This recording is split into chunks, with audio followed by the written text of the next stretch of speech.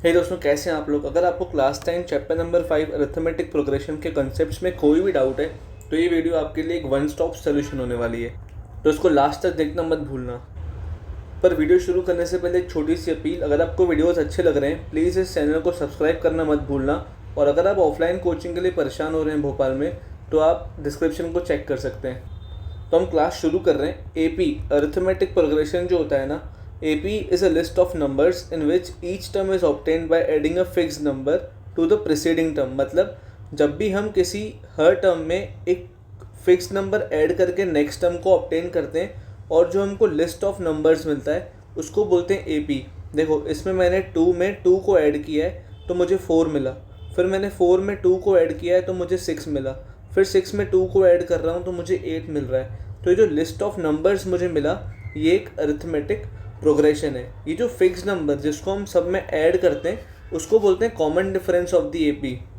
ये common difference positive भी हो सकता है, नेगेटिव भी हो सकता है और ज़ीरो भी हो सकता है। देखो, यहाँ पर हम +2 ऐड कर रहे हैं हर टर्म में, तो यहाँ पे हमारा कॉमन डिफरेंस पॉजिटिव है। यहाँ पर 4 से मैं 3 पर आया, 3 से मैं 2 पर आया, तो मैं हर टर्म में 1 को माइनस कर रहा हूँ, तो यहाँ पर मेरा कॉमन डिफरेंस -1 है। It can be negative, yes.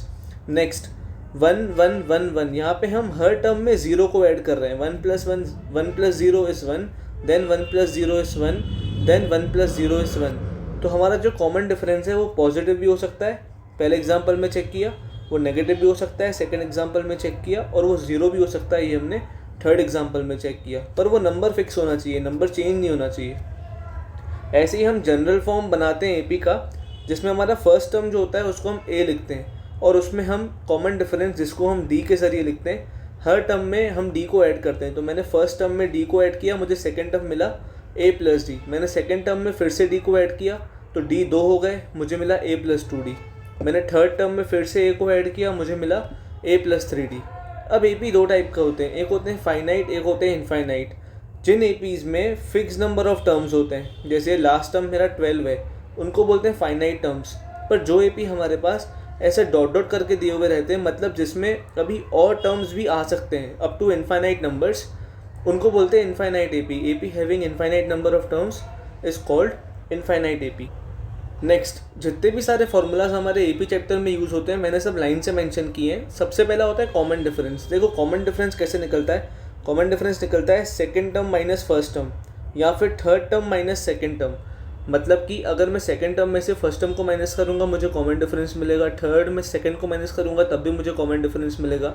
मतलब कि जो भी ये टर्म है उससे एक टर्म कम मैं अगर उसमें से माइनस करता हूँ तो मुझे कॉमन डिफरेंस मतलब D मिलेगा। मतलब कि अगर कोई भी n टर्म है उसमें से मैंने n-1 टर्म की वैल्यू को माइनस किया तो मेरे को जो वैल्यू मिलेगी उसको हम बोलते हैं common difference of the AP।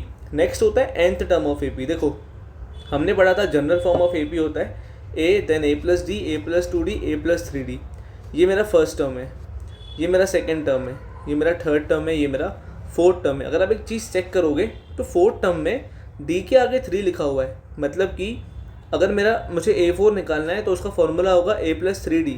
ऐसे ही अगर मुझे nth टर्म निकालना है AN, तो उसका फॉर्मूला क्या होगा A + n-1D, क्योंकि 2 - 1 होता है 1, 3 - 1 होता है 2, 4 - 1 होता है 3।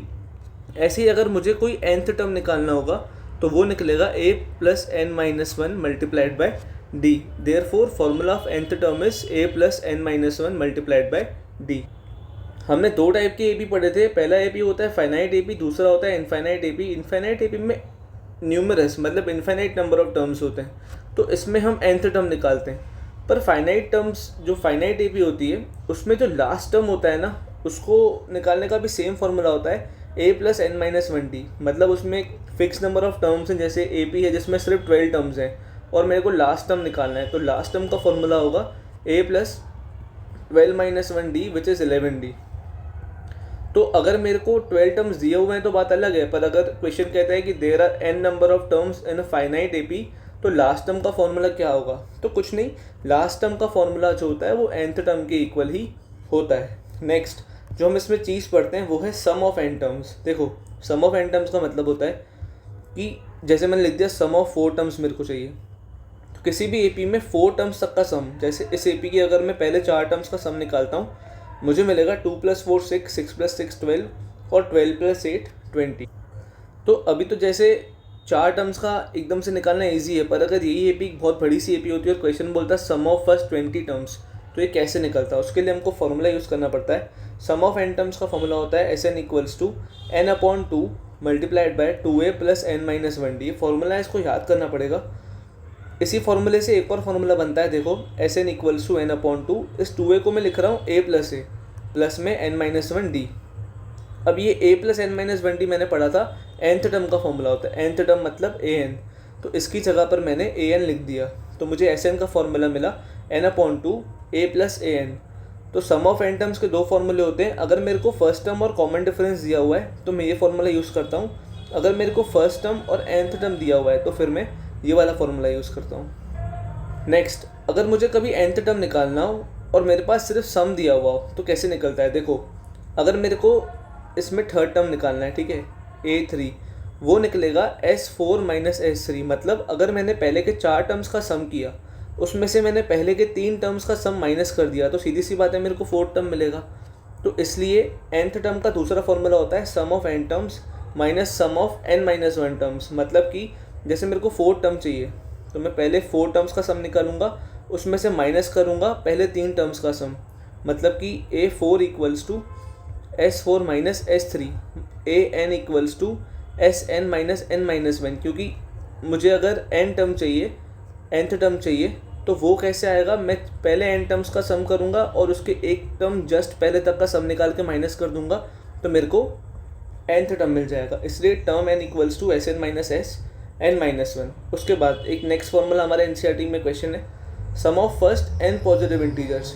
अगर पॉजिटिव इंटीजर्स क्या होते हैं? पॉजिटिव इंटीजर्स 1 से शुरू होते हैं, 1 2 3 4 5 अप टू इन्फिनिटी, मतलब नेचुरल नंबर्स। अगर मेरे को फर्स्ट n पॉजिटिव इंटीजर्स का सम निकालना हो, जैसे क्वेश्चन कह देता है कि find the sum of first 20 positive integers, तो बस मुझे n की जगह पे 20 पुट करना है और मेरे को आंसर मिल जाएगा 20 × 20 + 1/2, 20 × 20 1/2, 10, तो मुझे मिलेगा 210। ये फॉर्मूला यूज़ होता है MCQ बेस्ड क्वेश्चन में, इसको याद कर लेना। 7th, अच्छा ये फॉर्मूला निकलता कैसे भाई? इसमें देखो हमारा AP शुरू होता है 1 से, 1 2 3 4 अप टू इन्फिनिटी। तो मेरा फर्स्ट टर्म क्या हो जाएगा? 1। मेरा कॉमन डिफरेंस क्या हो जाएगा? 1। अगर आप इस फॉर्मूले में पुट करोगे ना, n/2, 2 × a मतलब 2 + n-1, d मतलब d की वैल्यू 1 है तो वो 1 पुट नहीं कर रहा हूँ, बात एक जैसी है। अब देखो 2 - 1 से मुझे मिलेगा प्लस का 1, तो n/2, ये n लिख रहा हूँ पहले, फिर 2 - 1 से मुझे 1 मिलेगा, तो मेरे को यही वाला फॉर्मूला मिल गया। Next, nth term from last. कभी कभी क्वेश्चन ऐसा आता है कि मेरे पास एक AP दिया हुआ है, फॉर एग्जांपल 2 4 6 8 10, ठीक है, और मुझसे क्वेश्चन पूछ लेता है कि find the fourth term from last. मतलब मुझे लास्ट से फोर्थ टर्म निकालना है। अब छोटा सा AP है तो आप देख के बता सकते हो first second third fourth 4 answer होगा, पर बड़े AP में ऐसे नहीं होता है, तो आपको फॉर्मूला यूज़ करना पड़ता है। फॉर्मूला होता है लास्ट टर्म माइनस n-1d। देखो हम सॉल्व करेंगे कैसे होगा। मेरा लास्ट टर्म है 10 माइनस 4 - 1, क्योंकि मुझे फोर्थ टर्म निकालना है फ्रॉम लास्ट, तो 4 - 1, n की वैल्यू 4 होगी।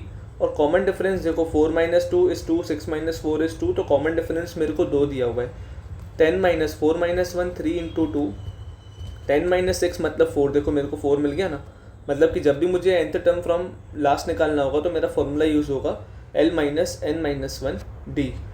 एक और लास्ट चीज़ जो कि बहुत ही ज़रूरी चीज़ है, जिससे काफ़ी सारे क्वेश्चन सॉल्व होते हैं, वो होता है अरिथमेटिक मीन। क्वेश्चन कहता है if AB and CR in AP, अगर 3 नंबर्स हैं कोई भी और वो AP में है, तो 2B = A + C। Arithmetic mean के हिसाब से twice of B = A + C, या फिर मैं B को यहाँ पे रख रहा हूँ A + C/2। मतलब अगर मैं फर्स्ट और थर्ड टर्म का सम करूँगा और उसको डिवाइड करूँगा 2 से, तो मेरे को बीच वाला टर्म मिलेगा। कोई भी AP का एग्जांपल ले लो, यहाँ पे हमने इतने सारे एग्जांपल्स लिखे हैं। देखो 2 + 6 8 अपॉन में 2 4, 6 + 10 होता है 16, 16 को 2 से डिवाइड करोगे तो 8 मिलेगा। 8 + 12 होता है 20, 20 को 2 से डिवाइड करोगे आपको 10 मिलेगा। यहाँ पे देखो 3 + 1 होता है 4, 4 को डिवाइड करो 2 से आपको 2 मिलेगा। 0 - 2 होता है -2 के इक्वल, अपॉन 2 करोगे तो आपको -1 मिलेगा। 1 + 1 होता है 2, 2 को डिवाइड करोगे 2 से आपको 1 मिलेगा। तो अरिथमेटिक मीन यूनिवर्सल फार्मूला है, ये हर जगह पे अप्लाई करता है। और इस पे बेस्ड कई सारे क्वेश्चंस आते हैं जो कि हम स्टेप बाय स्टेप सॉल्व करेंगे। इसके बाद हमारे कंसेप्ट पूरे यहीं ख़त्म होते हैं। ये फॉर्मूला हैं कुछ जो कि ज़रूरी हैं, काफ़ी सारे लॉजिक बेस्ड हैं, कुछ हैं आपको याद करने पड़ेंगे। शायद सिर्फ एक ही फार्मूला है जो आपको याद करना पड़ेगा, बाकी तो सारे फार्मूला आप लॉजिक के हिसाब से निकाल सकते हो। अगर आपको वीडियोस अच्छे लग रहे हैं प्लीज़ इस चैनल को सब्सक्राइब करना मत भूलना। Thank you so much video को यहाँ तक देखने के लिए। इस पर्टिकुलर वीडियो को लाइक और अपने दोस्तों के साथ शेयर करना मत भूलना। कोई भी डाउट लगे आप मुझसे कमेंट सेक्शन में पूछ सकते हैं। अगर आप ऑफलाइन क्लासेस को लेकर परेशान हो रहे हैं तो आप डिस्क्रिप्शन चेक कर सकते हैं। Wishing you a very happy learning ahead. मैं हूँ आपका भाई, आपका दोस्त भरत।